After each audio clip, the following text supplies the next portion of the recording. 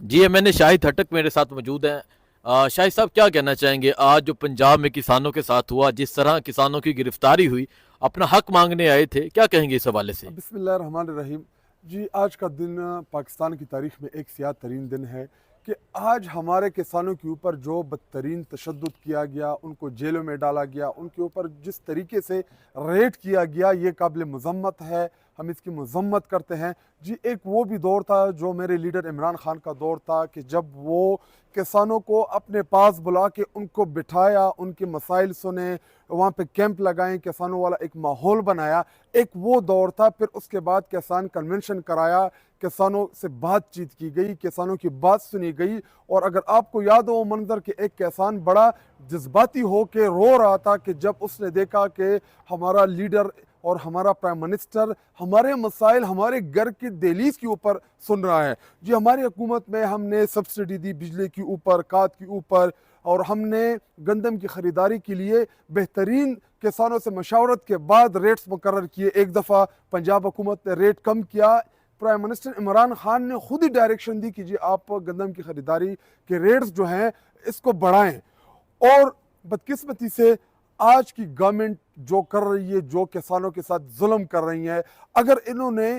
سستے گندم خریدنا ہی ہے یا کسانوں سے انہوں نے سستا گندم لینا ہی ہے تو پہلے بجلی کے اوپر ان کو سبسڈی دیں، کھاد کے اوپر ان کو سبسڈی دیں، ان کے روزمرہ کے جو اخراجات ہیں ان کے اوپر آپ سبسڈی دیں۔ جی دیکھیں تحریک انصاف کی حکومت میں عمران خان نے ایگریکلچر ایمرجنسی پروگرام کا آغاز کیا، جس کے تحت 150 ارب روپے ہم نے ایگریکلچر کی بہتری کے لیے لگانے تھے، جو پی ایس ڈی پی کا پروجیکٹ تھا۔ اسی طرح خیبر پختونخوا میں تقریباً 150 ارب روپے کے منصوبے، وہاں پہ ان ایگریکلچر منصوبوں کا آغاز کیا۔ بنیادی طور پہ ہم نے زراعت کو اٹھانا تھا، اور اس کے ساتھ ساتھ ہم نے اپنے کسانوں کے اوپر اتنا پریشر نہیں ڈالنا تھا کہ کسان کل کو کاشتکاری چھوڑ دے۔ لیکن آج جو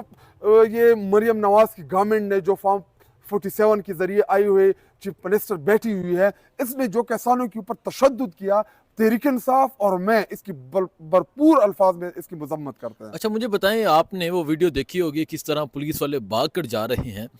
جس طرح کسانوں پہ لاٹھی چارج کیا جا رہا ہے، ان کے ہاتھوں میں گندم کے دانے تھے، کیا کہنا چاہیں گے یہ ویڈیو دیکھ کے؟ جی دیکھیں وہ تو اپنے فریاد کرنے آئے تھے کہ اب ارباب اختیار کے پاس ہم جائیں گے، ان کے پاس ان کے ساتھ پروٹیسٹ کریں گے، ان کے سامنے اپنے مدعا رکھیں گے۔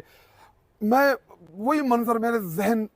میں بار بار اس کی عکاسی ہو رہی ہے کہ ایک لیڈر وہ ٹینٹ میں بیٹھ کے اپنے کسانوں کے مسائل سن رہا ہے، کسانوں کے پاس جا رہے ہیں، ان کے کھیتوں میں بیٹھ کے ان کی باتیں سن رہا ہے، اور دوسری آج وہ گندم کے دانے وہ یہ پیغام دے رہے ہیں اس قوم کے کہ جی آپ ہماری ہی محنت کی وجہ سے۔ جی دیکھیں کسان پہلے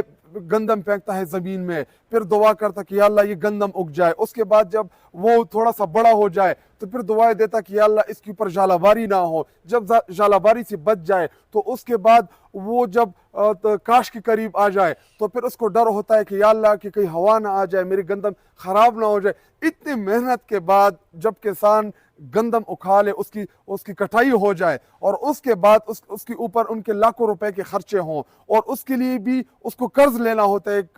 کسان کو، کھاد کے لیے، مختلف چیزوں کے لیے، اور اس کے اوپر آپ یہ کریں کہ بجائے ان کو آپ سینے سے لگائیں، ان کے مسائل سنیں، ان کے ساتھ آپ نیگوشیٹ کریں، اور جی ان کے ہاتھ میں گندم کے دانے ہوں، اور ادھر سے پنجاب پولیس جو ہے اس کے ہاتھ میں ڈنڈے ہوں اور وہ برسا رہے ان کے کسان بیچاروں کے اوپر، تو یہ انتہائی افسوسناک ہے۔ اگر ہم نے کسان کو فیسیلیٹیٹ نہ کیا، ہم دعوے تو کرتے ہیں کہ جی ہم زرعی ملک ہیں، لیکن اگر کسان اور کاشتکار نے یہ کھیتی باڑی چھوڑ دی تو آلریڈی ہم اتنے بڑے فوڈ کرائسس کا شکار ہیں۔ چینی نہیں ملتی اس ملک میں، گندم نہیں ملتا، آٹا نہیں ملتا، مختلف فوڈز ریلیٹڈ ہم کرائسس کا سامنا ہوتا ہے، تو یہ بڑی خطرناک سچویشن ہے اس ٹائم۔ جی ٹھیک ہے، بہت شکریہ سر۔